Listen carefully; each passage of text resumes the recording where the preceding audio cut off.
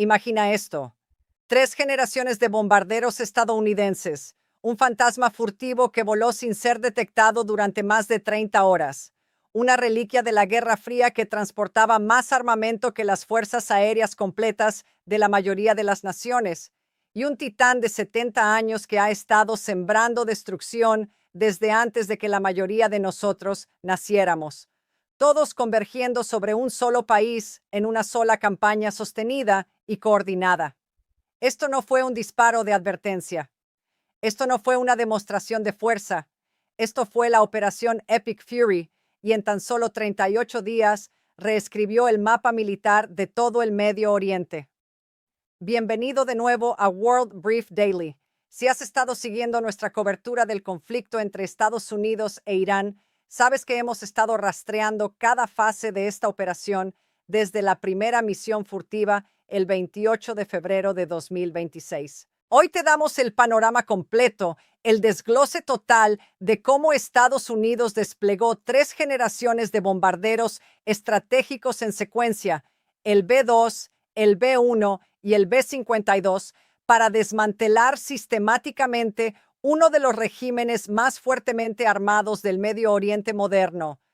Vamos a guiarte a través de los ataques, los objetivos, la tecnología, las cifras y lo que todo significa ahora que un alto el fuego ha entrado en vigor. Este es un episodio largo. Quédate con nosotros. ¿Por qué? Porque los detalles son asombrosos. Y si aún no te has suscrito a World Brief Daily, hazlo ahora. Este es exactamente el tipo de análisis profundo que entregamos cada semana. Empecemos desde el principio. El 28 de febrero de 2026, una fecha que será recordada en la historia militar por mucho tiempo. Ese día, Estados Unidos e Israel lanzaron ataques coordinados en todo Irán en lo que fue designado oficialmente como la Operación Epic Fury. Según reportes de The Aviationist, el primer disparo fue realizado por 4 bombarderos furtivos B-2 Spirit, la joya de la corona de la flota de bombarderos estadounidense.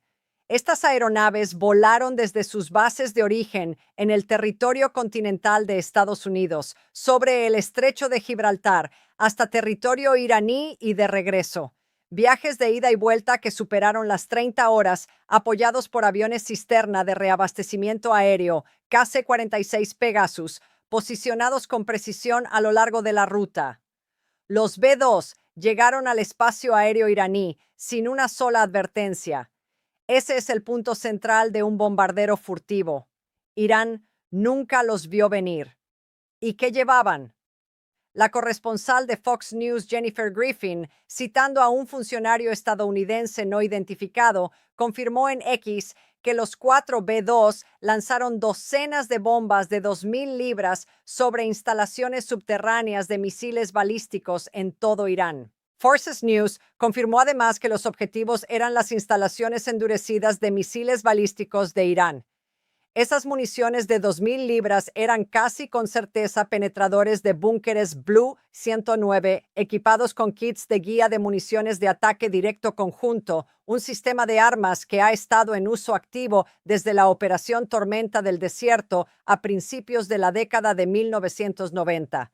En otras palabras, Estados Unidos abrió esta campaña de 2026 con un arma nacida en la Guerra Fría, guiada por sistemas de precisión modernos y entregada por la aeronave furtiva más avanzada jamás construida. Ese contraste lo dice todo sobre la doctrina militar estadounidense. Ahora bien, aquí es donde todo se vuelve brillante. Irán ha pasado décadas construyendo lo que llama sus ciudades de misiles. Son enormes complejos subterráneos de búnkeres dispersos bajo el suelo iraní, utilizados tanto para almacenar misiles balísticos como para lanzarlos a través de decenas de túneles y salidas. Están endurecidos, están enterrados, están diseñados para sobrevivir. Los B-2 no intentaban destruir las ciudades de misiles de manera directa. Eso requeriría algo mucho más poderoso. Lo que hicieron los B-2 fue colapsar túneles, derrumbar entradas y esencialmente sellar esos complejos desde adentro, convirtiéndolos en tumbas para los misiles almacenados en su interior. Un objetivo preciso, calculado y devastador. Al final de las primeras 24 horas de la operación Epic Fury, aeronaves de Estados Unidos e Israel habían atacado más de 1,000 objetivos en todo Irán. Las instalaciones de mando y control vinculadas al cuerpo de la Guardia Revolucionaria Islámica fueron eliminadas. Barcos y submarinos iraníes fueron alcanzados. Los sistemas de defensa aérea fueron destruidos. Y según reportes de Flashpoint Intelligence, los ataques iniciales también apuntaron directamente al liderazgo iraní. El líder supremo, el ayatolá Ali Khamenei, estuvo entre las primeras bajas. Su muerte fue confirmada poco después de los ataques iniciales, sumiendo a Irán en una crisis militar simultánea y un vacío de liderazgo en el peor momento posible.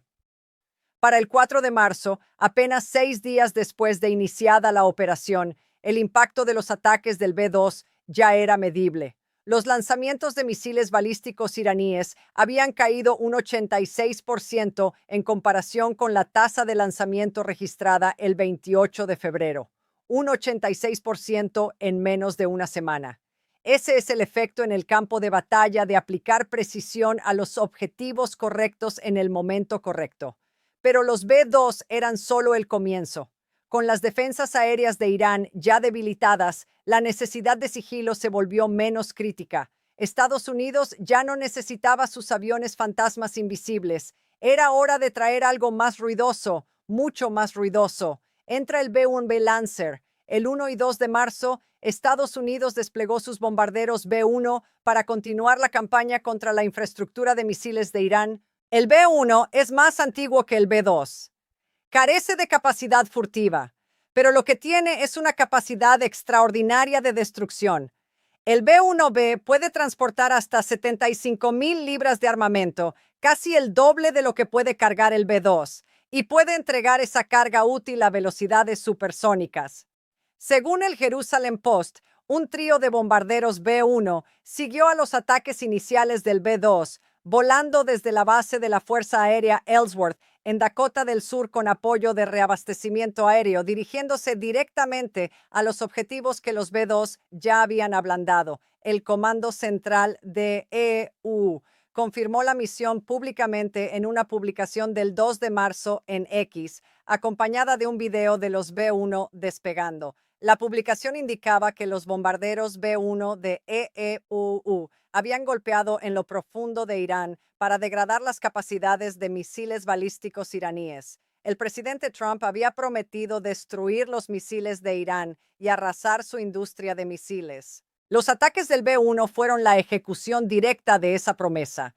Entre las armas cargadas en los B-1 se encontraban misiles de crucero AGM-158 JSM, armas de ataque a distancia que permiten a los bombarderos atacar desde una distancia segura, y penetradores de búnkeres Belu-109. Como informó Interesting Engineering, el B-1 encajó perfectamente en la red más amplia de poder aéreo estadounidense que operaba sobre Irán. Mientras los F-15 y F-35 trabajaban para eliminar lo que quedaba de la red de defensa aérea de Irán, el B-1 se lanzó, descargó enormes volúmenes de municiones de precisión y regresó a casa. El golpe combinado 1-2-3 ya estaba tomando forma. B-2 para colapsar las ciudades de misiles, B-1 para destruir lo que se hubiera pasado por alto. Y algo más estaba por llegar, algo aún más antiguo. Pero antes de continuar, una breve palabra sobre por qué deberías estar suscrito a World Brief Daily ahora mismo. Porque mientras los medios convencionales se concentraban en los titulares, nosotros estábamos aquí desglosando la tecnología, las tácticas y la lógica estratégica detrás de cada fase de esta operación. Pulsa ese botón de suscripción y activa las notificaciones, porque el próximo capítulo de la geopolítica del Medio Oriente ya se está escribiendo y estaremos aquí para explicarte cada palabra. Ahora, de vuelta a los bombarderos. Para el 2 de marzo, el presidente estadounidense Donald Trump declaró públicamente que las defensas aéreas de Irán habían desaparecido.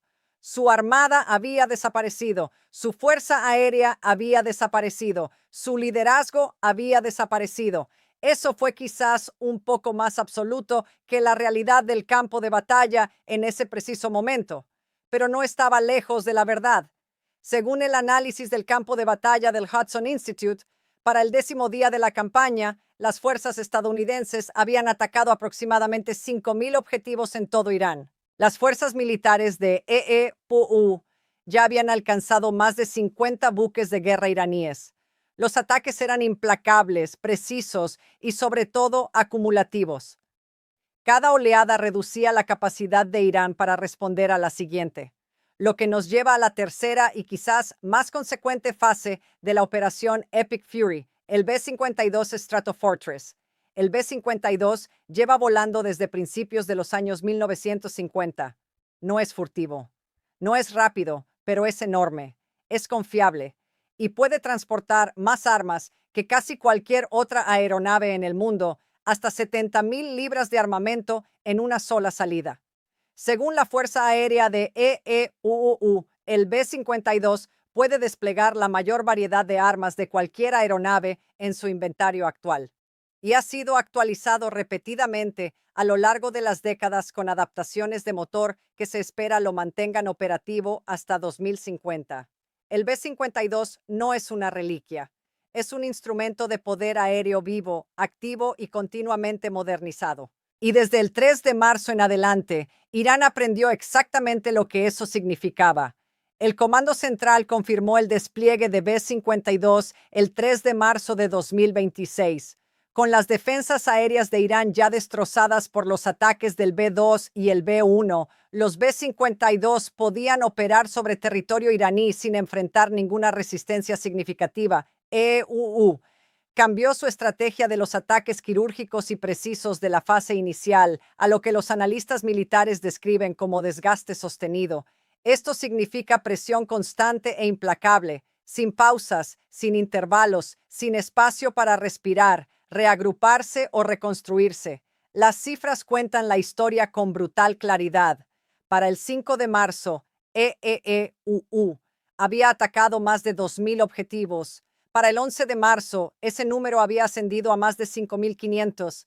Es un promedio de casi 500 objetivos adicionales por día, resultado directo de la incorporación de los B-52 a la campaña en rotación. Forbes informó el 11 de marzo que los B-52 de Estados Unidos estaban atacando Irán desde el Reino Unido, operando desde la RAF Fairford.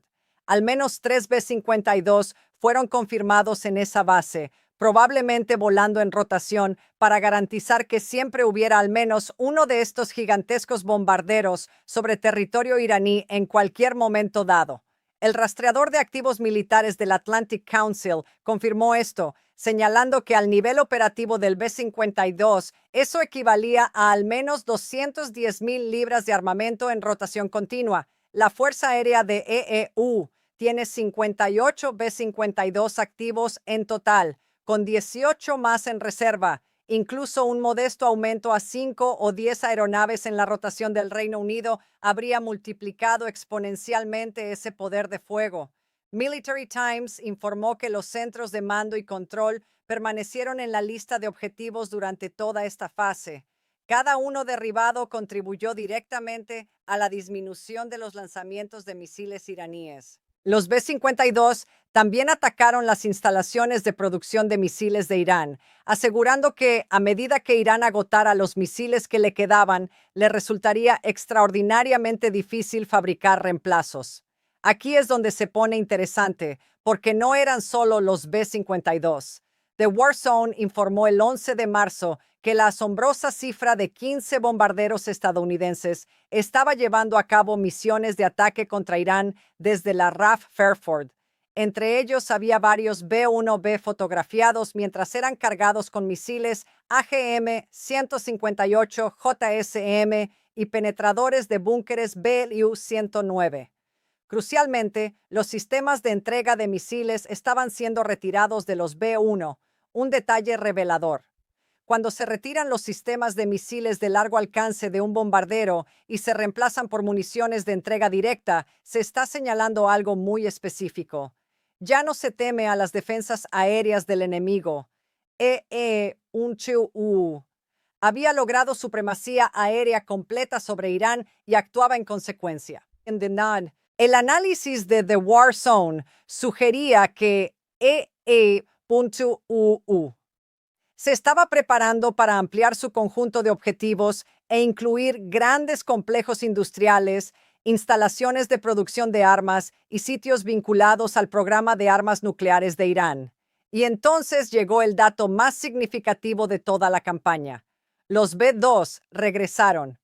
Imágenes satelitales de Planet Labs, según informó The War Zone, mostraron 3 agujeros distintos y precisos perforados en la superficie reforzada sobre el sitio nuclear Talagan 2 de Irán. Tras la operación Midnight Hammer, el ataque conjunto de EEPU e Israel a las instalaciones nucleares de Irán en junio de 2025, Irán supuestamente había añadido capas de hormigón y enormes montículos de tierra sobre Talagan 2 como protección adicional, un escudo diseñado específicamente para derrotar a los penetradores de búnkeres BLU-109 utilizados en la campaña anterior. Falló. Esos 3 agujeros en las imágenes indicaban el despliegue del GBU-57B, penetrador de munición masiva, una bomba que pesa 30,000 libras, un arma que puede penetrar más profundo y detonar con más fuerza que prácticamente cualquier otra cosa en el arsenal convencional de Estados Unidos. Solo el B-2 Spirit tiene la capacidad de transportar y entregar el penetrador de munición masiva. La conclusión era inevitable. Los B-2 habían regresado y habían traído consigo la bomba convencional más grande de Estados Unidos. Según confirmó el CSIS en su análisis publicado el 2 de marzo, los objetivos de la operación Epic Fury se habían expandido significativamente más allá de los ataques nucleares de la operación Midnight Hammer. Los 4 objetivos militares declarados por el presidente Trump eran claros: impedir que Irán adquiriera un arma nuclear, destruir su arsenal de misiles y sitios de producción, degradar sus redes de representantes y aniquilar su armada. Los 4 se estaban persiguiendo simultáneamente, y ahora, mirando atrás con el panorama completo, podemos evaluar exactamente lo que se logró. El 7 de abril de 2026, 38 días después de que el primer B-2 cruzara el espacio aéreo iraní, Irán aceptó un alto el fuego. El anuncio llegó a través de la mediación pakistaní, con el primer ministro pakistaní Shahbaz Sharif anunciando el acuerdo e invitando a ambas delegaciones a Islamabad el 10 de abril para más negociaciones. Trump publicó en Truth Social que era un gran día para la paz mundial. Los resultados en el campo de batalla, confirmados por el general Dan Kane, presidente del Estado Mayor Conjunto, en una conferencia de prensa del Pentágono el 8 de abril, fueron extraordinarios. Las fuerzas del Comando Central destruyeron aproximadamente el 80% de los sistemas de defensa aérea de Irán, atacando más de 1,500 objetivos de defensa aérea. Más de 450 instalaciones de almacenamiento de misiles balísticos fueron destruidas. 800 instalaciones de almacenamiento de drones de ataque de un solo uso fueron eliminadas. Más de 2,000 nodos de mando y control fueron degradados o destruidos. 150 buques de guerra iraníes fueron hundidos, más del 90% de la flota naval regular de Irán. Cada submarino iraní se encuentra en el fondo del océano. Antes de la operación Epic Fury, la Fuerza Aérea iraní realizaba entre 30 y 100 vuelos por día. Hoy ese número es 0. La secretaria de prensa de la Casa Blanca, Caroline Leavitt, declaró en la conferencia de prensa del 8 de abril que Estados Unidos había logrado y superado sus objetivos militares centrales en tan solo 38 días.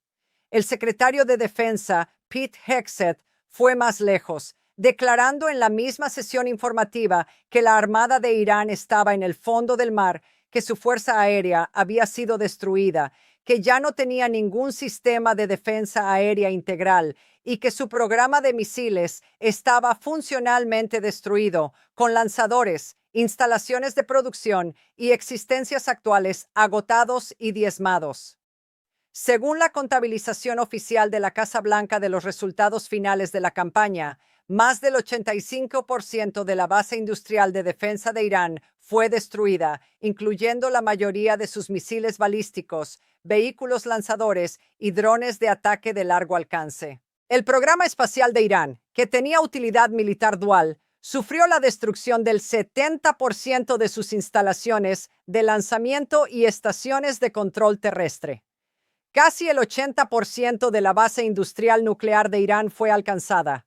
Como declaró el general Kane, le tomará años a Irán reconstruir cualquier buque de superficie importante, con más de 20 instalaciones de producción y fabricación naval dañadas o destruidas. Para cuando se anunció el alto el fuego, las fuerzas de ETUU habían atacado más de 13,000 objetivos en Irán. Deja que ese número asiente un momento. 13,000 objetivos en 38 días. Ahora bien, sería deshonesto presentar esto como una victoria perfectamente limpia sin complicaciones. Y en World Brief Daily no hacemos narrativas selectivas, así que aquí está el panorama completo. El alto el fuego llegó con una incertidumbre significativa adjunta. La verificación de hechos del corresponsal de noticias de PBS confirmó que, si bien las victorias en el campo de batalla fueron reales y significativas, el panorama estratégico siguió siendo complejo. El régimen de Irán, a pesar de haber perdido a su líder supremo y gran parte de su alto mando militar, permaneció intacto. Una nueva estructura de liderazgo extraída de facciones duras de la CGRI surgió en el vacío. Como señaló Aaron David Miller, investigador principal del Carnegie Endowment for International Peace, las reservas de uranio altamente enriquecido permanecieron bajo control iraní, planteando interrogantes a largo plazo sobre si las ambiciones nucleares habían sido verdaderamente extinguidas o simplemente retrasadas. El estrecho de Hormuz, el mayor poder de negociación restante de Irán, aún no estaba completamente abierto al 9 de abril. A pesar de que los términos del alto el fuego exigían su reapertura, los barcos continuaban recibiendo advertencias de funcionarios iraníes. El centro Sufán informó que todavía se les estaba diciendo a los petroleros que enfrentarían destrucción si intentaban el tránsito sin permiso iraní. El estado del estrecho seguía siendo el punto central de disputa de cara a las conversaciones de Islamabad. El propio alto el fuego fue inmediatamente disputado en múltiples frentes. Irán afirmó que había obligado a EEUU a aceptar un marco de 10 puntos. EEUU rechazó esa caracterización. Israel, que no consideraba que el Líbano estuviera cubierto por el acuerdo, continuó los ataques contra posiciones de Hezbollah en Beirut, lo que provocó amenazas iraníes de abandonar el alto el fuego por completo. El presidente francés, Emmanuel Macron, pidió públicamente que el Líbano fuera incluido. El gobierno libanés denunció la escala de los ataques israelíes como un crimen de guerra, con al menos 254 personas muertas en un solo día de bombardeos. La niebla de la guerra había dado paso a lo que los analistas de Global Security describieron como la niebla de la paz, una condición en la que ambas partes reclamaban la victoria mientras afirmaban versiones incompatibles de lo que se había acordado. El costo total de las primeras 100 horas por sí solo fue estimado por análisis de expertos en $3,700 millones, según el Hudson Institute. Más de 13 miembros del servicio estadounidense murieron durante la campaña, y el impacto en los mercados energéticos mundiales, impulsado por el bloqueo del estrecho de Hormuz, disparó los precios del petróleo de maneras que aún reverberan en la economía mundial. Entonces, ¿qué significa todo esto? ¿Cuál es el veredicto estratégico?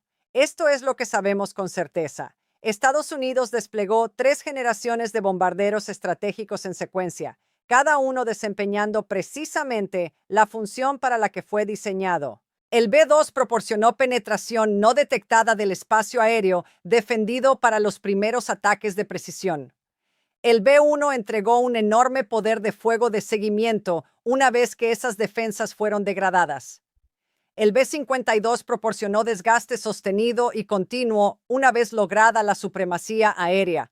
Fue una aplicación de manual de la lógica de armas combinadas actualizada para el siglo XXI. Ningún otro país en la Tierra podría haber ejecutado este tipo de campaña. No en este plazo de tiempo, no a esta escala. El B-2 Spirit, 40 años en su vida operativa, demostró que el sigilo sigue importando y que no existe ninguna defensa en el mundo capaz de detener un bombardero que nunca ve venir. El BLU-109, un arma que voló por primera vez en la Guerra del Golfo hace más de 30 años, demostró que aún tiene relevancia operativa cuando se combina con sistemas de guía modernos. Y el penetrador de munición masiva, el gigante de 30,000 libras que solo el B-2 puede transportar, demostró que cuando se necesita romper algo enterrado con suficiente profundidad y reforzado con suficiente resistencia como para reírse de las bombas convencionales, Estados Unidos también tiene una respuesta para eso.